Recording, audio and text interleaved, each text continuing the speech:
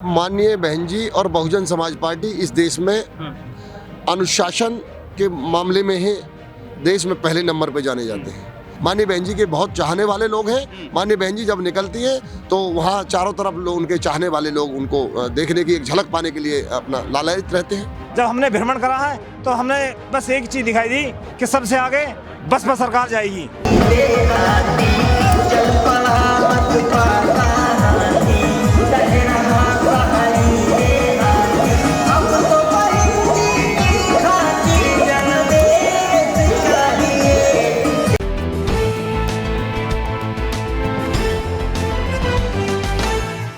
नमस्कार, मैं तेजिंदर और आप देख रहे हैं नेशन टाइम। इस वक्त मौजूद हूं गाजियाबाद के रामलीला ग्राउंड जो कि कविनगर में पड़ता है और यहां पर आज बीएसपी प्रमुख मायावती एक जनसभा को संबोधित करेंगी, क्योंकि पूरा माहौल जो है वो आप देख रहे हैं। यहां पर तमाम कार्यकर्ताओं का आना जाना शुरू हो गया है और ऐसे में उम्मीद ये जताई जा रही है, क्योंकि मौसम के खराब होने के कारण कुछ देरी हो सकती है, लेकिन उसके चलते कितनी देरी इस जनसभा में हो सकती है और मायावती जो है इस जनसभा को किस वक्त संबोधित करेंगी उसके बारे में हम जानकारी लेते हैं।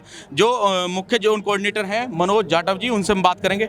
मनोज भाई, क्या अभी क्योंकि मौसम खराब है और ऐसे में मायावती जी जो हैं दिक्कत हो सकती है उनका हेलीकॉप्टर जो है चौपर उतरने के लिए, तो क्या टाइमिंग रहेगी और क्या एग्जैक्ट वो रहेगा? माननीय बहन जी का जो समय है वो 1:30 का है। हाँ। और वो अपने सही समय पर आ जाएंगी यहाँ पे। आ जाएंगी, बिल्कुल। अच्छा, मौसम को लेकर क्या अनुमान है, क्या लगाया जा रहा है? कार्यकर्ता जो हैं अभी जिस तरह से आ रहे हैं उसमें कुछ देरी हो सकती है?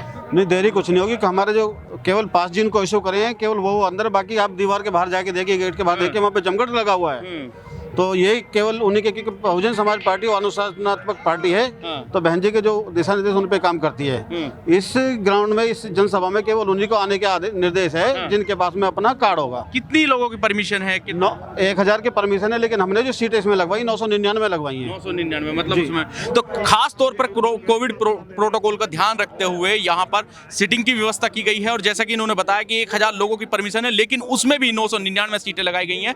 यानी जो रूल रेगुलेशन है उसको फॉलो करने में बीएसपी हमेशा आगे रही है।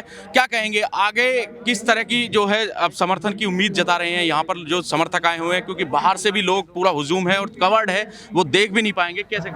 देखो, इस समय जो हमें समर्थन मिला सर समाज का, जो बहन जी का पूर्व में जो मुख्यमंत्री रही है उनका जो शासन प्रशासन रहा है, सर जब उनको याद कर रहा है, प्रत्येक चाहे नौजवान हो, चाहे बेरोजगार किसान हो या किसान हो, मतलब जितने भी वर्ग हैं सभी बहन जी के शासन प्रशासन को याद कर रहे हैं। और इस बार माननीय बहन कुमारी मायावती जी को 5वीं बार मुख्यमंत्री बनाएंगे, ऐसा सब लोगों का समर्थन हम लोगों को मिल रहा है। और भी कुछ लोग हैं, उनसे भी हम बात करते हैं। आप बताइए, कहाँ से हैं आप?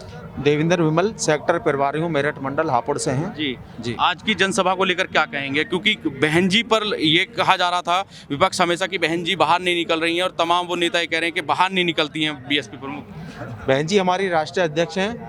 बहन जी जितना अच्छा काम उत्तर प्रदेश के अंदर नहीं बल्कि पूरे भारत के अंदर बहन कुमारी मायावती ने सर्व समाज को लेकर के विकास का काम करा है। और ख़ास तौर से नारी सुरक्षा की बात हो, और चाहे रोजगार की बात हो या विकास की बात हो या भ्रष्टाचार मुक्त अपराध की बात हो, तो बहन जी हर क्षेत्र में सबसे आगे रही हैं। और जहाँ तक लॉ एंड ऑर्डर की बात हो तो उत्तर प्रदेश के अंदर बहन जी ने पूरे भारत के अंदर लॉ एंड ऑर्डर कायम करके काम किया है। आप बताइए, आज की जनसभा, क्योंकि पश्चिम में आगरा के बाद क्योंकि दूसरी जनसभा है आज बहन जी की, तो क्या लग रहा है जिस तरह से आगरा में वहां पर जनसमूह देखा गया कोविड प्रोटोकॉल के, लेकिन पार्टी ने अपनी जो गाइडलाइंस तय की थी वो उन पर खरी उतरी? देखिए, माननीय बहन जी और बहुजन समाज पार्टी इस देश में अनुशासन के मामले में ही देश में पहले नंबर पे जाने जाते हैं। माननीय बहन जी अपने सभी कार्यकर्ताओं को, जो ये कार्यकर्ता कैडर है, जो भी कैडर के माध्यम से लोगों को तैयार किया जाता है, वो पूरा का पूरा माननीय बहन जी का और बीएसपी के निर्देशों का पूरा पालन करते हैं। और चाहे वो आगरा हो चाहे यहाँ भी सभी लोग जो गाइडलाइन है उसका सभी लोग पालन करते हुए, जो निर्धारित संख्या हमको निर्वाचन आयोग के गाइडलाइन के हिसाब से जितने लोगों को जाना है उनके हिसाब से एक तैयारी की गई है। बाकी लोग माननीय बहन जी को सुनना चाहते हैं। माननीय बहन जी के बहुत चाहने वाले लोग हैं। माननीय बहन जी जब निकलती हैं तो वहाँ चारों तरफ लोग, उनके चाहने वाले लोग उनको देखने की एक झलक पाने के लिए अपना लालायित रहते हैं। क्या मौसम को देखते हुए कुछ खलल लग सकती है, कुछ खलल डल सकती है, ऐसा लग रहा है आपको? नहीं, मौसम का कोई प्रभाव नहीं रहेगा। माननीय बहन जी को लोग सुनना चाहते हैं, वो हर कीमत पर निर्धारित समय पर यहाँ पहुँच रहे हैं। सब लोग आ चुके हैं जिनको आना है। मौसम का भी, मौसम तो अभी तो बरसात भी नहीं हो रही है। जब अगर लगातार अगर बरसात भी होती है तो एक एक व्यक्ति भीगता हुआ भी माननीय बहन जी को सुनने आता है। पूर्व में भी नहीं। ये आप यहाँ जो पंडाल के अंदर लोग मौजूद हैं उनके लिए क्या रूल रेगुलेशन बनाए गए हैं और किस तरह से वो फॉलो कर रहे हैं, जरा बताएं।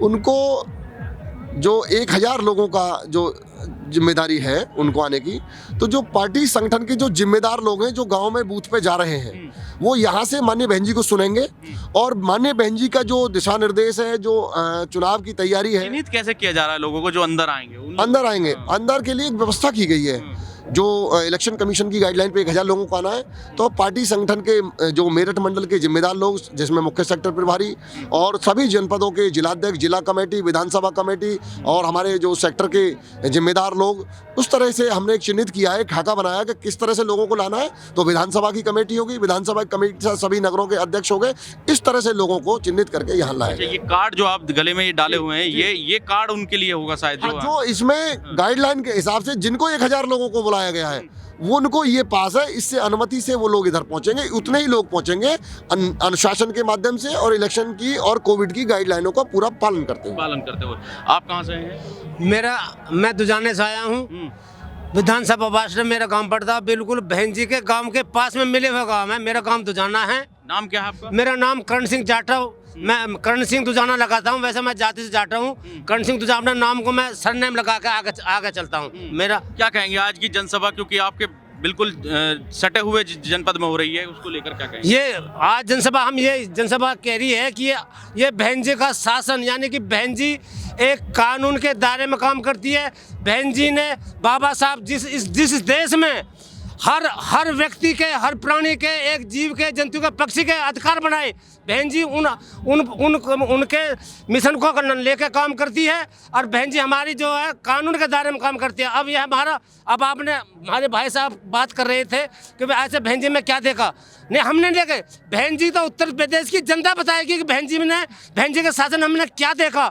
बहन जी ने पूर्ण मत की सरकार 2007 में बनाई थी, 5 साल पूरे किए थे। इस जनसभा से कितना फर्क पड़ेगा वोटर्स पर, खासकर बीएसपी? देखो, बीएसपी पे इस जनसभा से बहुत अच्छा संदेश जाने वाला है। 2022 में बहन जी 5 बार मुख्यमंत्री बनने जा रही है, यानी कि 202 पे जो है पूर्ण बहुमत की सरकार बन जाती है। बहन जी 200 या 20 या 30 से पार जाएंगी, ये हमारा वादा है। सब जितने भी हम कार्यकर्ता हैं, एक बहन जी के लिए, बाबा साहब के मिशन के लिए एक बड़ी ईमानदारी और लगन के साथ में काम कर रहे हैं। और 2022 में बहन जी की सरकार 100% आनी है। 5 बार बहन जी मुख्यमंत्री शपथ लेंगी। फिर हम हमारा जो सीना है ना, वो कहते हैं बहुत झूठ बोलते हैं, बस 36 हमारा 39 इंच का सीना बना, तो बहन जी 5 बार सरकार उत्तर प्रदेश बनेगी। 39 इंच का सीना आप क्या वालों को दे दिया। इस बार जो जनसभा है, और ये कितना फर्क मतलब पड़ने वाला है यहाँ के वोटर्स और तमाम राजनीति समीकरणों पर? सर, जो ये जनसभा हुई है, इस जनसभा से जनता में संदेश जाएगा। संदेश बहन जी आएंगी और सबको निर्देश देंगी और उनका निर्देश हमारा मान्य होगा। और जनसभा में संकेत दिया जाएगा कि अब की हमारी सरकार बनेगी। सरकार बन रही है। मैं दादरी से बलराज सिंह, और मैं अपने दादरी के मेरा जो भ्रमण किया है, मैंने भ्रमण ये किया है कि हाथी की सरकार पूर्ण बहुमत से आने वाली है। लेकिन कुछ लोगों ने हवा बना रखा है। हवा कहीं कुछ नहीं है। जब हमने भ्रमण करा है तो हमने बस एक चीज दिखाई दी कि सबसे आगे बसपा सरकार जाएगी, बसपा पूर्ण बहुमत से आएगी। और पब्लिक ने हवा बना रखा है, वो हवा कहीं कुछ नहीं है। हवा जब बाहर निकलता है तो आदमी जब देखता है, मोहल्ले में बैठा हुआ लोग कहता है कि नहीं ये पार्टी है, वो पार्टी है। जो पार्टी बाहर घूमेगी, चारों तरफ देखेगी, वो बताएगी कि पार्टी में क्या हो रहा है। तो हमने पार्टी का भ्रमण किया है, भाटी जी के साथ घूमे हैं, अपने पूरे दादरी क्षेत्र में घूमे हैं, पूरी विधानसभा देखी हमने। और हमने सब यही देखा है कि सब जगह हाथी का प्रचार है और लोग तन मन धन से सब हाथी के साथ लगे हुए हैं। हाथी के साथ लगे हुए हैं। क्या कहेंगे इस जनसभा का, जो बहन जी की जनसभा है, उसका कितना प्रभाव अब जो है इस चुनाव में पड़ने वाला है और सियासी समीकरण किस तरह के होंगे और बदलाव कितना आ जाएगा? माननीय बहन जी पिछले लंबे समय से कार्यकर्ताओं को दिन रात बूथ स्तर पर तैयारी करा रही थी और ये तो केवल जो लोग कह रहे थे कि बहन जी नहीं जा रही हैं, ये उनके लिए मुंह तोड़ जवाब है। बाकी तो लोग तो प्रदेश के मन बनाए हुए अब से साल भर पहले कि हमने बहुत पछताए हैं। दोनों सरकारों ने प्रदेश के लोगों को खूब धोखा किया है। प्रदेश के लोग वर्ष भर पहले ही बहुजन समाज पार्टी की सरकार बनाने के लिए तैयार बैठे हैं और माननीय बहन जी के आने से तो ये समझ लीजिए जो कहीं जो लोगों का जो चर्चा थी ग्राउंड जीरो पर काम कर रही थी, हाँ, BSP और कार्यकर्ता जो थे उनके। ग्राउंड पे ही काम कर रहे थे। पूरे प्रदेश में जिला स्तरीय, मंडल स्तरीय, माननीय मिश्रा जी के, माननीय राजभर जी के, माननीय मुनकाज जी के, सारे लोग लगातार काम कर रहे थे बहन जी की गाइडलाइन के हिसाब से। इस जनसभा का कितने आसपास के कितने जिलों पर प्रभाव पड़ेगा और जो सियासी समीकरण है वो कितने बदल जाएंगे? अगर बात की जाए जिलों की तो पूरा मंडल जो है, पूरे मंडल पे बहुत तगड़ा इम्पैक्ट होने वाला है। और बेसिकली देखो, जैसे अभी आपने सवाल किया था, बहन जी जो हैं, बहन जी के जो आदेश थे उस आदेश के अकॉर्डिंग जो है अंदरूनी तौर पे काम चल रहा था और काम बहुत मजबूती से चल रहा था। बहन जी जो है सही समय का वेट कर रही थी, वो सही समय आ गया है, बहन जी मैदान में आ गई हैं। लोग समझ ही नहीं पा रहे थे कि बहन जी की रणनीति क्या है। बीजेपी भी जानबूझ के चीज़ों को हवा दे रही थी। बीजेपी चाह रही थी कि लोग जो हैं बहन जी की रणनीति को डिस्क्लोज करें, पर बहन जी की कोई भी रणनीति डिस्क्लोज नहीं हुई और सही समय पर बहन जी वापस आ गई फील्ड में। और अब माहौल पूरा बदल चुका है। कल के बाद आप देख लो, बीजेपी सत्ते में है पूरी तरह। संबोधन के बाद क्या लगता है कि जो गाजियाबाद की 5 सीट और नोएडा की 3 सीटों के जो समीकरण है वो लगभग से बदल जाएंगे? क्योंकि कुछ ऐसी घोषणाएं भी हो सकती हैं, जैसा सुनने में आ रहा है कि मन से शायद मायावती जो हैं वो कुछ ऐसी घोषणाएं करें या कुछ ऐसा कहें इन क्षेत्रों के बारे में कि शायद कुछ बदलाव। डेफिनेटली पूरी तरह बदलाव होगा। और वैसे भी बीएसपी जमीन लेवल पे इतनी मजबूत काम कर चुकी है ऑलरेडी, ठीक है, बहुत मजबूती से काम किया है। और सेम टाइम जैसे अभी आपने कहा कि घोषणाएं तो होंगी, जाहिर सी बात है बहन जी के पीछे ना पूरा समाज चट्टान की तरह खड़ा हुआ है। बिल्कुल। चलिए, तो ये तमाम युवा थे यहाँ पर जिन्होंने कहा और बताया कि इस मायावती की जनसभा के बाद जो सियासी समीकरण बदलेंगे वो जाहिर तौर पर देखने वाले होंगे। गाजियाबाद से तेजिंदर सिंह, नेशन टाइम।